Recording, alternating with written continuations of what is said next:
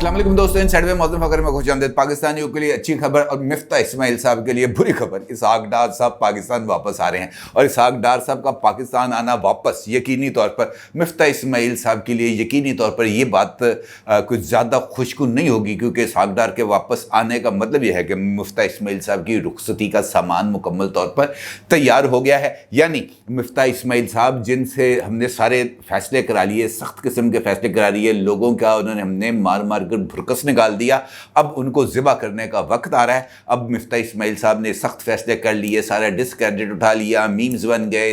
अयाज सादिक साहब की तरफ से इस बात का भी ऐलान होगा कि मिफ्ता इस्माइल साहब को टीवी पर देखकर लोगों का त्राह निकल जाता है। लोग कहेंगे यकीनी तौर पर कोई ना कोई बुरी खबर आने जा रही है। कहने का मतलब यह है कि सारे का सारा डिस्क्रेडिट लेकर अब मिफ्ता इस्माइल साहब की रुखसती का सामान तैयार हो रहा है, क्योंकि बाज़ाब्ता तौर पर इस बात की अब इतला आ रही है कि इसहाक डार साहब वतन वापस आ रहे हैं और मुमकिन तौर पर जुलाई के दूसरे हफ्ते में इसहाक डार साहब पाकिस्तान वापस पहुंच जाएंगे। और उसके लिए तमाम तर जो कानूनी अमूर हैं उनको क्लियर करने के लिए उन्होंने अपने तमाम तर रुफ़क़ाए कार को हदायत जारी कर दी हैं। लेकिन असल खबर यह है कि इसहाक डार साहब के वतन वापस आने का मतलब बुनियादी तौर पर इस बात का इशारा है कि ऑल सेट, सब कुछ ठीक हो गया है और अब इसहाक डार साहब भी वतन वापस आएंगे और उनके साथ साथ नवाज शरीफ साहब भी वतन वापस आएंगे, क्योंकि नवाज शरीफ साहब सबको आग में झोंक सकते हैं, वो इसहाक डार साहब को आग में नहीं झोंक सकते। वो उनको इतना बड़ा रिस्क लेकर पाकिस्तान आने पर किसी भी सूरत मजबूर नहीं कर सकते, क्योंकि इसहाक डार साहब जहाँ पर नवाज शरीफ साहब के दस्ते रास्त हैं, उनके दोस्त हैं, वहाँ पर उनके समधी भी हैं। और ये ताल्लुक़ ऐसा है कि उस ताल्लुक़ से इस रिश्ते से इनकार किसी भी सूरत मुमकिन नहीं है। लिहाजा अगर इसहाक डार साहब वतन वापस आ रहे हैं तो सेफली ये नतीजा अक्स किया जा सकता है कि अब नवाज शरीफ साहब ने भी वतन वापस आना है। और इसका मतलब ये है कि इसहाक डार साहब के वतन वापसी में किसी किस्म की कोई रुकावट नहीं डाली जाएगी, नवाज शरीफ साहब की वतन वापसी में किसी किस्म की कोई रुकावट नहीं डाली जाएगी। उनको मुकदमात का सामना करने दिया जाएगा और उसके बाद जो भी नताइज होंगे वो उन्होंने भुगतने हैं। That is very much clear. अब इसहाक डार साहब के वतन वापस आने के बाद ऐसा कौन सा तीर है जो वो चलाएंगे और हमारी मुल्क की मैशत ठीक हो जाएगी, इसके ऊपर बात करेंगे। लेकिन दो और ख़बरें हैं जिनका आपके साथ जिक्र करना बहुत ज़्यादा ज़रूरी है। एक, मरियम नवाज साहिबा ने इमरान खान साहब के जो पंजाब के 20 हलकों के तूफ़ानी दौरे करने का जो उन्होंने ऐलान किया था, मरियम साहिबा ने अब उसका तोड़ करने का फ़ैसला कर लिया है। और अब मरियम साहिबा ये जो ज़िमनी इलेक्शंस हैं पंजाब के, इसके मैदान में उतरने के लिए तैयार हो रही हैं। यानी इमरान खान साहब को काउंटर करने का, मैंने आपको कई मरतबा बता चुका हूँ कि इमरान खान साहब के मर्ज़ की दुआ है मरियम नवाज़।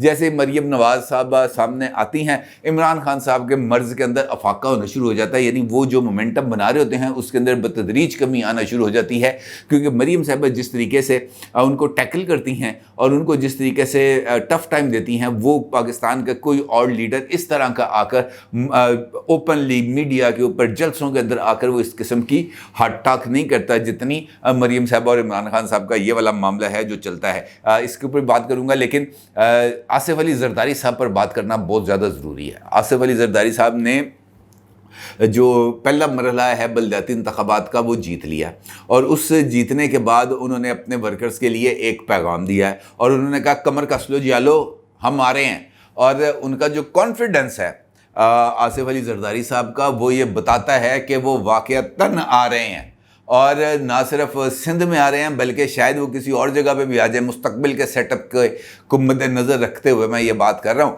कि आसिफ अली जरदारी साहब का जितना कॉन्फिडेंस है इस वक्त वो खारिज इल्लत नहीं है। अगर वो खामोश हैं तब भी उसके पीछे कोई लॉजिक है, अगर वो सामने आते हैं तब भी कोई लॉजिक है, अगर वो किसी किस्म का ऐलान करते हैं तब भी उसके पीछे कोई लॉजिक है, क्योंकि इस वक्त इस सेटअप के अंदर आसिफ अली जरदारी साहब को मरकज़ियत हासिल है, वो न्यूक्लियस है इस सेल के। और अगर आसिफ अली जरदारी साहब पीछे हट जाएं तो ये पूरे का पूरा निज़ाम जो इस वक्त हुकूमत कर रहा है ये बिल्कुल आपको बिखर के रह जाएगा और फिर ये समेटा भी नहीं जाना है, ऐना चूरा चूरा हो जाना है।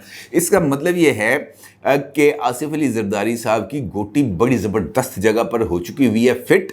और उन्होंने इस बात का इजहार, आपको याद है जब वो लाहौर आए थे लास्ट टाइम, तो उन्होंने इस बात का बरमला इजहार किया था कि पीपल्स पार्टी अगले इलेक्शंस में अपना हिस्सा लेगी اور بھرپور طریقے سے حصہ لے گی. اب اپنے حصے پر کسی قسم کا کوئی کمپرومائز نہیں کرے گی, آصف علی زرداری صاحب نے کہا. اس کا مطلب یہ ہے کہ اس بات کو جو انہوں نے لاہور میں آ کے کہی تھی, جب انہوں نے یاد آپ کو کہا تھا کہ ہم بلاول ہاؤس سے شفٹ کر رہے ہیں ادھر گلبرگ میں تاکہ میرے کارکن آ کے مجھ سے مل سکے, اب میں سیاست لاہور میں بیٹھ کے کروں گا. اب اسی دن انہوں نے یہ والی بات بھی کی تھی اور ان کا یہ کہنا تھا کہ جناب اب اپنے حصے پہ اب کسی قسم کا کوئی کمپرومائز نہیں. اس کا مطلب یہ ہے کہ انہوں نے پیغام دے دیا تھا کہ جناب اگر کوئی بندہ یہ سوچ رہا ہے کہ اگلے سیٹ اپ کے اندر پیپلز پارٹی سے یہ کہا جائے گا کہ وہ قربانی دے تو ہم قربانی نہیں دیں گے. اس مرتبہ کسی قسم کی کوئی قربانی نہیں. جو ہم لیں گے, جو ہم اپنا حصہ اکٹھا کریں گے وہ ٹوٹل نیچرل ہوگا اور اس کے اوپر کسی قسم کا کوئی کمپرومائز نہیں ہوگا. اور اس کے بعد پھر ہم نے دیکھا کہ کسی جگہ پر کوئی اونچ نیچ آئی تھی اور اس کے بعد کچھ ایسا تاثر مل رہا تھا کہ اس بات سے عمران خان کے آصف علی زرداری صاحب کے اسٹیبلشمنٹ کے ساتھ کوئی کھٹپٹ, کوئی انبن ہوئی ہے, جس کی وجہ سے آصف علی زرداری صاحب نے دورہ لاہور اچانک ختم کر دیا اور واپس چلے گئے کراچی. لیکن بعد میں پتہ چلا کہ ان کی والدہ جو ہیں وہ بیمار تھیں, اس لیے ان کو جانا پڑ گیا. لیکن وہ سیاست کے اندر ان کی ریلیونس سے کسی بھی قسم سے انکار ممکن نہیں ہے. اب اگر آپ دیکھیں تو آصف علی زرداری صاحب خاموش ہیں, ان کی جماعت خاموش ہے, وزارتیں لی ہوئی ہیں, سکون کر رہے ہیں, چل کر رہے ہیں. کسی جگہ پر کوئی ان کی آپ کو عمل دخل آپ کو نظر نہیں آئے گا. حتیٰ کہ پنجاب کے اندر حمزہ شہباز صاحب چیف منسٹر بن گئے ہیں, مسلم لیگ کے چند لوگوں کو انہوں نے محکمے بھی دے دیے ہیں, لیکن پیپلز پارٹی کے کسی بھی وزیر کو انہوں نے حلف اٹھا لیا ہے, لیکن کسی کے پاس کوئی محکمہ نہیں ہے. وزراء جا کے آصف علی زرداری صاحب کو شکایت لگاتے ہیں, جناب ساڈا محکمہ کیڑا سانو اے تے دس دیو. آصف علی زرداری صاحب کہتے ہیں بس خاموش ہو جاؤ, میں سنبھال لوں گا, تو میں کہا ہے نا تم بس خاموش ہو جاؤ. اب لوگوں کو انہوں نے خاموش کے چکر میں لگایا ہوا ہے, خود وہ اپنی سیٹی انہوں نے سیٹ کی ہوئی ہے. یعنی وزیر ہونے کے باوجود اگر وزیر کے پاس محکمہ نہیں ہے تو وہ وزیر کس چیز کا ہے. لیکن آصف علی زرداری صاحب کو اس پر بھی کوئی پرابلم نہیں ہے. تو سوال یہ پیدا ہوتا ہے کہ وہ اتنے کانفیڈنٹ کیوں ہیں. بھئی اگر ان کے کسی وزیر کے پاس محکمہ آئے گا تو محکمے آنے کا مطلب یہ ہے کہ وہ اپنے حلقے کا کو منہ متھا نکالے گا, اپنے ساتھ والے حلقے کا کو منہ متھا نکالے گا, اس کے اور کسی پارٹی ورکر کا کسی اور امیدوار کے حلقے کو سیدھا پدرا کر دے گا. لیکن اگر وہ یہ بھی نہیں کرنے کی پوزیشن میں تو اس کا مطلب یہ ہے کہ یہاں پر کچھ اور سین چل رہا ہے, اور اس کے لیے آصف علی زرداری صاحب نے مکمل طور پر گیم پلان کیا ہو. بلکہ ایک بندے کا یہ بھی کہنا تھا کہ اگر بڑا بھائی پرائم منسٹر ہو سکتا ہے, چھوٹا بھائی چیف منسٹر ہو سکتا ہے, اگر باپ پرائم منسٹر ہو سکتا ہے, بیٹا چیف منسٹر پنجاب ہو سکتا ہے, تو یہ کیوں نہیں ہو سکتا کہ باپ صدر ہو اور بیٹا وزیر اعظم ہو؟ ایسا بھی تو ہو سکتا ہے نا. اور اگر کوئی ایسا ارینجمنٹ بن جائے جہاں پر باپ صدر ہو, بیٹا وزیر اعظم ہو, تو وہ حکومت تو بہت ہی زیادہ ویلڈ قسم کی ہوگی, کیونکہ باپ جو ہے وہ سپریم کمانڈر ہوگا, بیٹا جو ہے وہ چیف ایگزیکٹو ہوگا. معاملات بڑے اچھے طریقے سے سنبھلیں گے, کیونکہ اس وقت power centre prime minister office نہیں ہوگا, بلکہ اس وقت پاور سینٹر ہوگا پریزیڈنسی. اور وہاں پر جس نے بھی جا کے معاملہ ٹھیک کرنے ہیں اس نے جا کے پریزیڈنسی میں ہی بات کرنی ہے, اور وہاں سے لیا جانے والا فیصلہ ہی حتمی فیصلہ ہوگا. لہٰذا آصف علی زرداری صاحب کے کانفیڈنس ہونے کے پیچھے میرا خیال ہے کہ ایسا ہی کوئی ارینجمنٹ ہے جس کا میں نے آپ کو اشارہ دیا, یعنی باپ صدر بیٹا وزیر اعظم. اور اسی ارینجمنٹ کو شاید اب آگے بڑھانے کے لیے کوئی حکمت عملی طے کی جا رہی ہے. اب اگر اس قسم کی کوئی چیز ہے ممکنہ طور پر, تو اس کے لیے کچھ اور بھی سٹیک ہولڈرز ہوں گے نا, یعنی جو یہ چاہتے ہیں کہ جناب ہم اتنی زیادہ برا بھلا کہا جا رہا ہے, ہمیں اتنا زیادہ لوگوں کی نظروں میں ہم ڈسکریڈٹ ہو رہے ہیں, سارے کا سارا بوجھ ہم نے اٹھایا ہوا ہے اور تاج کسی اور کے سر پہ. ایسے کیسے ہو سکتا ہے؟ ایسے ہونا تو نہیں چاہیے نا اصولی طور پر. بھائی جو محنت کر رہا ہے, جو گالی کھا رہا ہے, جو سارے کا سارا ڈسکریڈٹ لے رہا ہے, اس کو بھی تو کچھ نہ کچھ ملنا چاہیے. اور اگر سارے کا سارا خاموش بیٹھا ہوا ایک سپاہی لے جائے گا تو بعد میں پھر کمانڈر نے کیا کرنا؟ وہ بیچارہ تو پھر رہ گیا نا. اور اگر یہ بات ہم جیسے عام آدمیوں کو پتہ ہے, تو وہ تمام لوگ جو اوپر بیٹھ کے پاکستان کی سیاست کی ڈوریاں ہلا رہے ہیں لندن میں بیٹھ کے, ان کو نہیں پتا. اب اگر ان کو اس چیز کا ادراک ہے تو پھر ان کی طرف سے کوئی نہ کوئی جوابی حکمت عملی بننا بھی تو بہت ضروری ہے.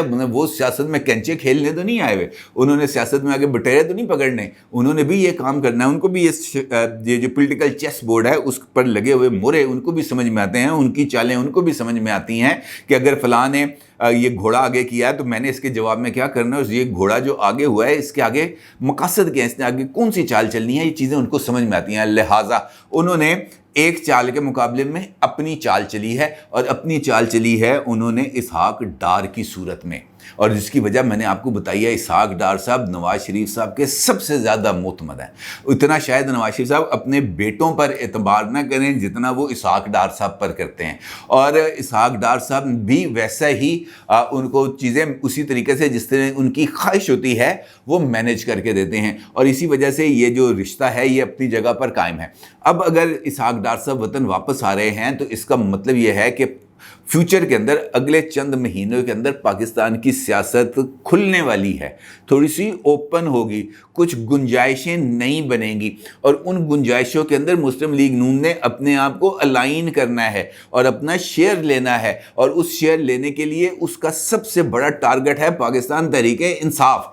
उसको उन्होंने पीछे धकेलना है, और वो तमाम लोग जो इस किस्म की सोच लेके बैठे हुए हैं कि हमारा शेयर तय हो चुका है, हम अपने शेयर से पीछे नहीं हटेंगे, तो उनको भी ये बताना है कि आपका शेयर कहाँ तक हो सकता है और कहाँ तक नहीं हो सकता। कुछ इस किस्म की उन्होंने भी तो अलाइनमेंट करनी है, और अगर ऐसी अलाइनमेंट करनी है तो उसके लिए अगर इसहाक डार साहब ने वतन वापस आना है तो वो तमाम कॉर्नर्स जो इसहाक डार साहब के लिए या नवाज शरीफ साहब के लिए किसी न किसी लेवल पर जाकर चैलेंज साबित हो सकते हैं, उनको न्यूट्रलाइज करना है। उनको न्यूट्रलाइज करना ज़रूरी है ना, तो उसके बगैर आ नहीं सकते। देखें, नवाज शरीफ साहब इश्तिहारी, इसहाक डार साहब इश्तिहारी, दोनों के ख़िलाफ़ मुकदमात, दोनों के ख़िलाफ़ मुख्तलिफ़ चीज़ें चल रही हैं, और इसके बावजूद अगर वो वतन वापस आ रहे हैं तो इसका मतलब ये है कि उनको इस बारे की मुकम्मल तौर पर गारंटी कर दी गई है, चीज़ें सेट हैं, बस आप आएँ। पहले इसहाक डार साहब आएंगे, इसहाक डार साहब आएंगे, राहदारी ज़मानत लेंगे, उनको राहदारी ज़मानत मिलेगी, वो कोर्ट में पेश होंगे, अपने आप को सरेंडर करेंगे, कोर्ट बेल बिफोर अरेस्ट देगी, उसके बाद वो जाएंगे सेनेट जाके अपने बतौर सेनेटर हल्फ उठाएंगे।